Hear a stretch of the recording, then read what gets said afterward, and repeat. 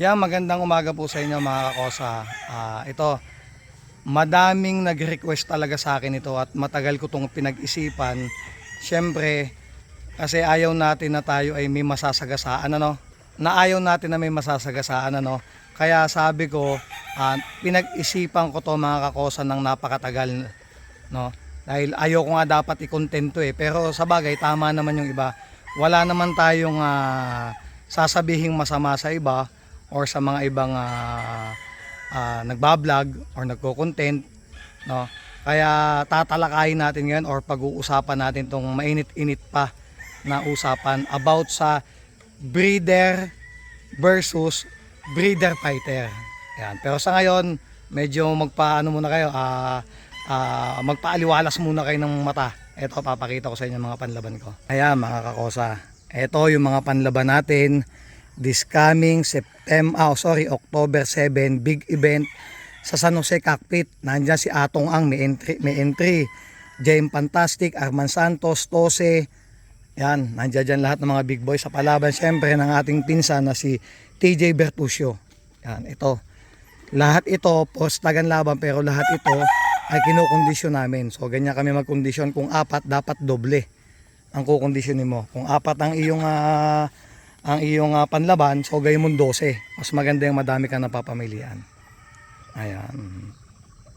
Ayan mga kakosa. Ayan, ang ating handler, oh. Ayan. So ako, ang bala kong gawin talaga, ang plano ko talaga, gaya na sinasabi ko, yung winning line natin at proven ang mapapapasok. Ito, mga reserve tong pula. Pero ito, mapapasin itong 7 puti na to, matik yan, baka sila ang ipasok ko. Yan, ito, mga reserve na lang to. Kung magka-problema man sila. So, may pangpalsak pa tayo. Ito na. Ayan, ito na ang magandang topic natin ngayong araw na to, no? Breeder versus breeder fighter. So, unahin muna natin yung advantage ni breeder. No? Syempre, bago ko po simulan to, ako po ay laging nagpapasintabi sa mga kapwa ko breeder at sa mga kapwa ko breeder fighter. No po? Ito pong content na ito is opinion ko lang. So ngayon, kung mapapanood nyo to, wag po sana kayo magtatampo sa akin or magagalit. Kasi kayo, meron din kayong content na inyo na inirespeto ng karamihan at inirespeto ko. So sana, sa opinion kong to, irespeto nyo din. Kung respetuhan lang tayo as a breeder, no? At ulitin ko, nagpapasintabi ako sa inyo, ito'y opinion ko lang po. Ito na, simulan na natin. Sa breeder muna tayo, no? Siyempre, maganda din po na bumili kayo sa breeder na hindi lumalaban. Ano po?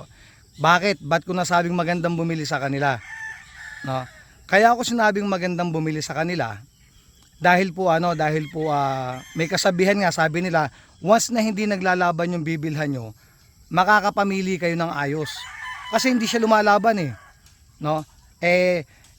Ilaban mo naman sa katulad naming breeder fighter, no, na lumalaban. Pero depende pa din yan sa tao or depende pa din yan sa binilhan yung breeder fighter. Kung talagang matino siyang tao, magbibigay siya ng maayos, no. Ito na yung kaso, ang advantage naman mga kakosa ng breeder nga, hindi sila naglalaban, makakakuha nga kayo ng maayos, pero depende pa din yan mga kakosa, depende pa din yan sa breeder kung talagang ani siya na magbibigay sa iyo ng alas, no. Hindi naman porket yung breeder fighter ay naglalaban, hindi na nagbibigay ng alas. Hindi din totoo yun. Nasa sa breeder fighter na lang yan o sa tao kung talagang ani siya sa kapwa niya. Ngayon, si breeder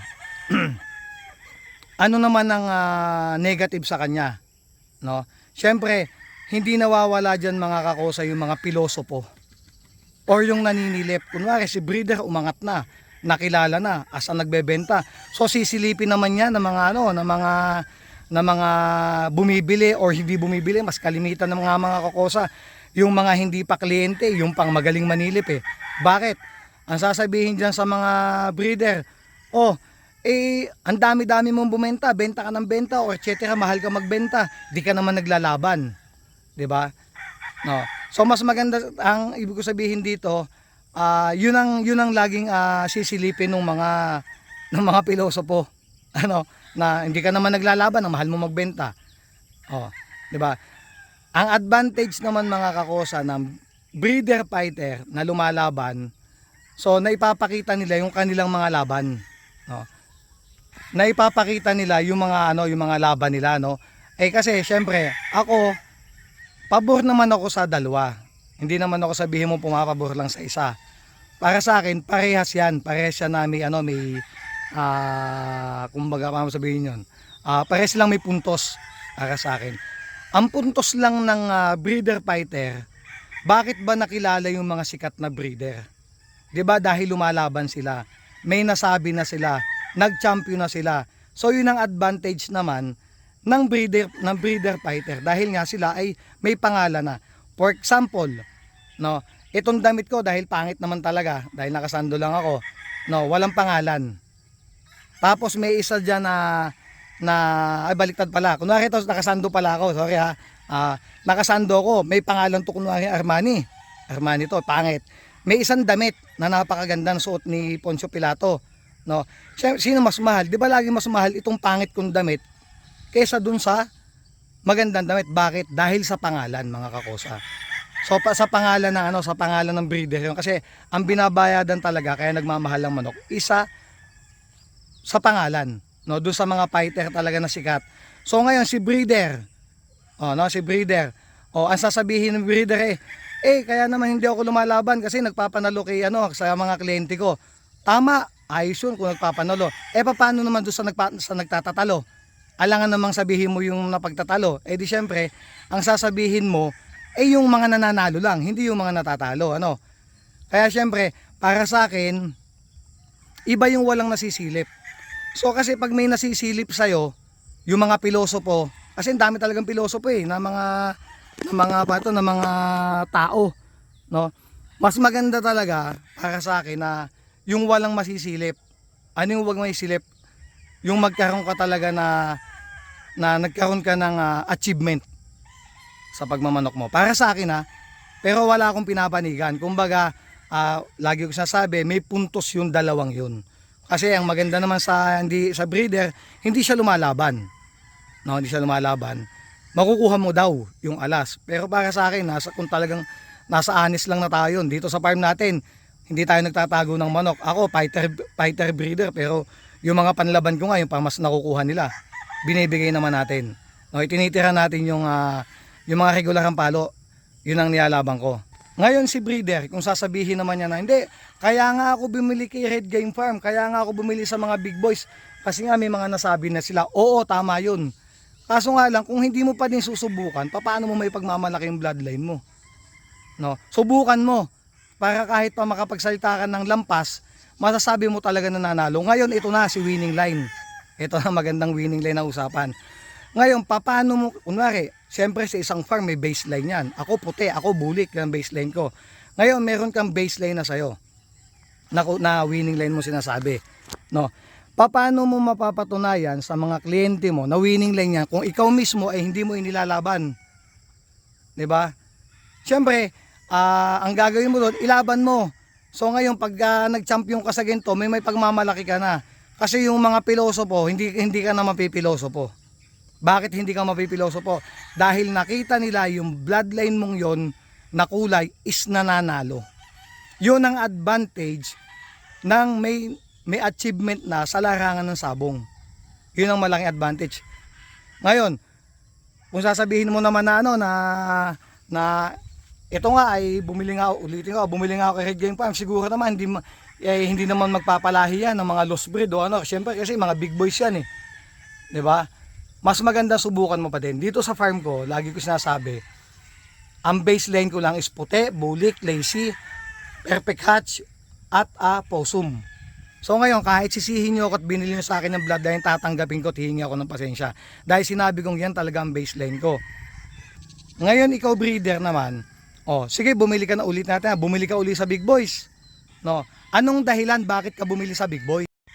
Kaya ka bumili sa Big Boys kasi may pangalan na nga yun, no? Kaya hangga't maaari para sa akin, no, sikapin natin na ano na talagang maglaban din or makakuha tayo, makasungkit tayo ng ano ng panalo. Kasi ulitin ko, napakadaming pilosopo talaga na lagi kang sisilipin at sisilipin talaga na gano na maglaban ka.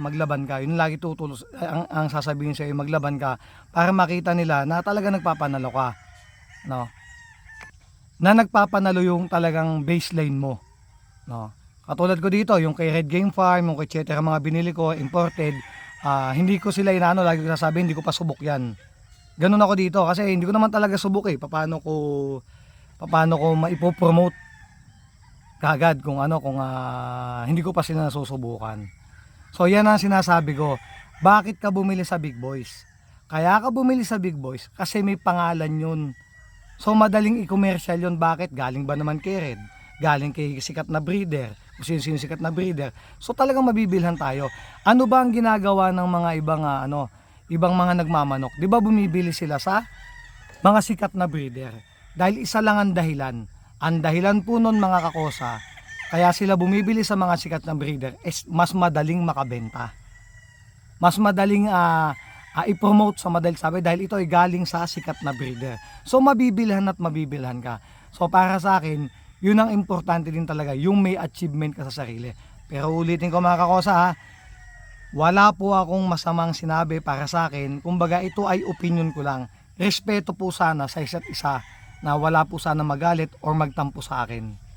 Ngayon naman, dun sa mga buyer, no, wala tayong against sa breeder or breeder fighter, wala. Tandaan nyo, kung saan nyo gusto bumili, dun kayo bumili. At kung sino talagang napupusuan nyo, dun po kayo bumili. At lagi nyo pong tatandaan na kung saan po kayo masaya na breeder, dun po uli kayo bumili. Puros ako dun kayo bumili. Kasi syempre yun ang gusto nyo talaga, yun ang idol nyo. So yung mga binibilan nyo naman mga kakosa, katulad ko, ako bumibili ako sa mga sikat na breeder. Idol ko yun, no? Kasi ang sarap no yung padadamihin mo doon ang galing kay idol mo, no? Kaya yan ang payo ko. Tsaka ang payo ko sa inyo mga kakosa,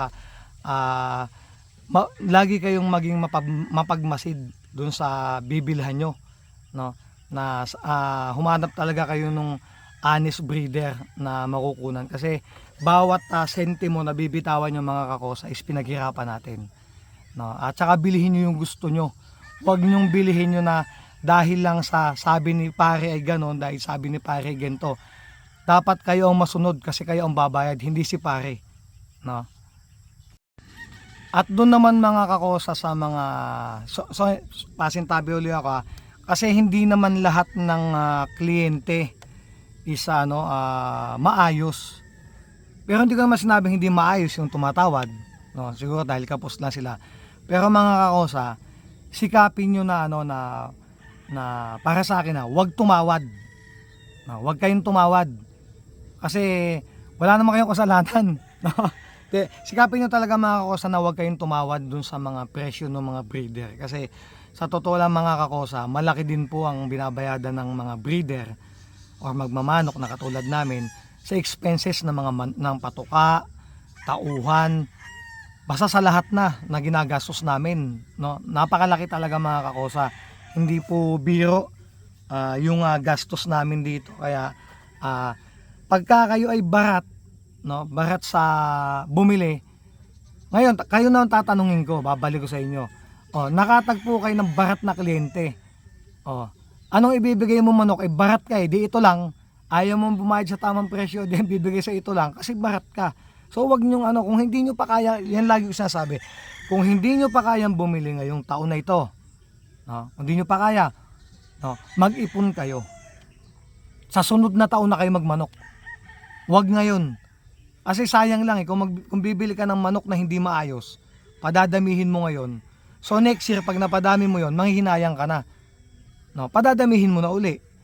So kung magi-start ka sa tama, no, yung nasimulan mo sa palaki na ng palaki dahil nag-start ka sa tama. Tandaan nyo mga kakosa, huwag kayong maging barat at doon sa mga kliyente natin, no. Sikapin nyo talaga na na maayos yung makuha nyo. At sikapin nyo na na bumili talaga mga kakosa sa tamang presyo ng mga breeder dahil talagang malaki po talaga.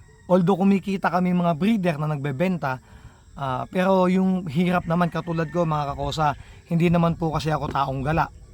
No? Pwede akong nandito lang sa farm ko, hindi talaga ako nagagagala. Kasi nga mas more on focus talaga ako ngayon dahil sa awa ng Diyos napakadami nating kliyente. No, mga kakosa, napakadami nating kliyente ngayon sa awa ng Diyos. So, nakakatuwa niyan kasi ito yung ginaya ko sa amo ko yan, naggaya uli ako. Dahil ulitin ko, walang masamang manggaya dahil lahat ng tao nanggagaya. Lagi kong paulit-ulit na sinasabi yan. Ito ginaya ko sa amo ko kaya hindi ako more on na sa YouTube kasi nga ang ginaya ko yung sa amo ko dahil sa amo ko sa Italy mga kakosa, wala siya sa social media. Ang sa kanya, yung sa amin sa Italiano, pasa parole. Mas gusto niya yung, kunwari ako, kliyente niya, ipapasa ko dun sa kaibigan ko na, yun, okay doon, maayos doon, magaling makisama, etc. Nagbibigay na maayos. Yun ang gusto ko.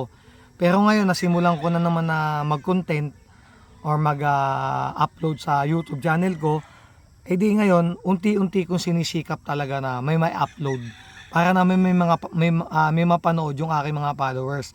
So, salamat sa aking mga followers kasi sa nakikita kong followers ko, solid, no? Although hindi naman ganun kadami yung nanonood, pero libo na rin yung nanonood. Yung kumbaga yung followers ko, solid talaga kasi kung di ko alam, nasa 7,000 na ata ang followers ko ngayon, hindi ko na matandaan. Lahat laging umaabot sa 7,000 yung nakapanood. So nakakatuwa naman, nakakataba ng puso na laging higit sa ganun yung nakapanood. Kasi may nakikita ako diyang ibang vlogger, no, na nagko-content na ang kanila minsan followers is 80,000 o basta 50,000. Ang minsan nakikita ko nanonood lang sa kanila 3,000, 4,000, 2,000. So masaya ako dahil kasi kahit yun lang, hindi ko nang tutusin nga para sa akin masaya na ako sa followers ko ngayon kasi pag dumami yung followers mo minsan nandiyan pa yung nambabash, no? Yung followers natin sa mga comment natin nakakatuwa dahil ang gaganda ng comment nila at may tumawag pa sa akin na isang na sobrang taba nga ng puso ko kumakabog-kabog. No, dahil sabi sa akin para daw binuhay ko si Nene Aguilar sa pagtulong sa kapwa. Tandaan nyo, mahal na mahal ko kayong mga OFW. Mahal na mahal ko kayong mga backyard breeder kasi dyan po ako nang galing. So dinanas ko yan, paulit-ulit ko sinasabi at uulit-ulitin ko para kayo magkaroon ng para ma-motivate ko kayo, no, na magsumikap gaya ko dahil ako mga kakosa, isa lang akong simpleng mamamayan gaya nyo na nagsumikap at ito na ako ngayon at sana mas lumaki pa at mas madaming matulungan, no, na kapwa. Kaya ang pahulugan system ko mga kakosa ay ganun kasimple at ganun kaluwag. Ulitin ko, hindi ko kailangan magbayad kayo sa pahulugan ko ng weekly, kinsenas, katapusan. Sa akin mga kakosa, kung kailan kayo maluwag, magbayad kayo, no? Sa akin walang problema yan. Eto na mga kakosa, ang inyong mga hinihintay, mga nagpapa-shoutout mga kakosa. Shoutout kay Marvin DC, Augusto Manipol, Jefferson, Christian Alan Coronado, Marfi Santos, Gilbert Gayuban, Carlo Pia, kay paring Kulalon Renzo, Joel Manikis Brin, Von Sepp, Joan Cel Bautista, Joseph Tapia, Chester Billones, Mac Husman, Rafael Corpus, Junmark Benedicio, kay paring Jude Prea, yan, Tabilla, yan, shoutout sa iyo pare. Mark Angelo, Tomsky Salero,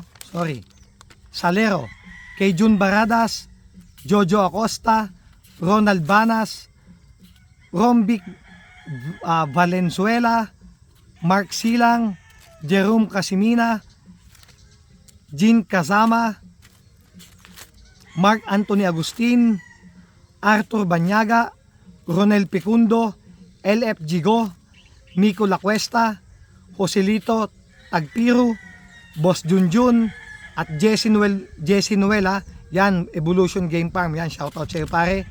Kay John Ray de Guzman, Nico Valdez, yan, kay Romerson de Chavez, Antonio Labrada, Michael de la Cruz, Rocky Rodriguez Martinez, kay Gary Neric, Alan Gapdula, Jerome Riano, Irvin Panisal. Yan. Tapos Azumizu, Reynald Nadoza, Harvey Gamo, at syempre kay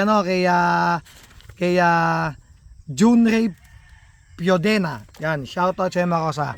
At syempre shoutout sa aking pinsan TJ. Yan, abangan nyo mga kakosa. Big event October 7, no? October 7 Porstag Derby. Mga kakosa, nandyan po ang mga big boys, mga WPC members. Nandyan po Atong Ang, Jerry Ramos, Jem Fantastic, Arman Santos, kung sino-sino pa pong mga big boys ang kasali po sa Porstag na yan. Ni Mr. Nice Guy o ni Bully Game. Yan birthday po niya. So napakadami pong sultada niyan. Sa tingin ko po nasa kulang-kulang 300 sultada. Yan, manood po kayo, pumunta po kayo dyan. Yan, ulitin ko mga kakosa. Ito na po. Humihingi po uli ako sa inyo ng dispensa or paumanhin dito sa content ko na ito. Wala po ako mga kakosa or mga kaibigan ko. Kapwa ako breeder fighter na masamang intensyon. Ito po is opinion ko lang. Sana po wag po kayong magalit sa akin. Paulit-ulit ko or magtampo na ako po ay nahingi ng dispensa. Respeto po sa opinion ng isa't isa. Yun lang po ang hinihiling ko.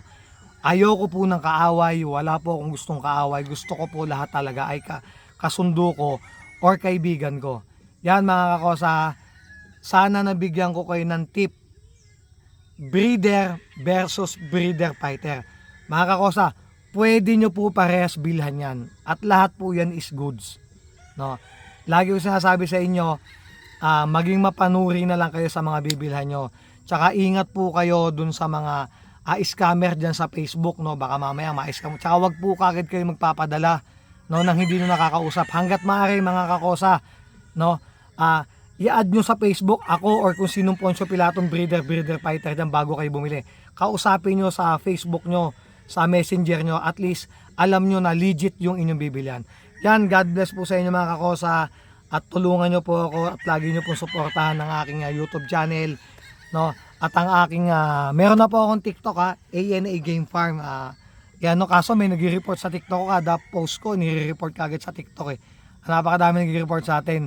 Hindi man napakadami, sa tingin ko isang tao lang yon, yung inggit sa atin. Direct to the point na natin sabihin na inggit. Kasi hindi naman mag-report niya kundi yan inggit sa atin. No? Yan. God bless po sa inyong lahat. At yun sa hindi nakakalam, i-add nyo lang po A space EN space A space GF or i-search nyo lang po yung AEN A Madam. Yung po sa asawa ko or si Kendall Rosario. I-add nyo lang po yan.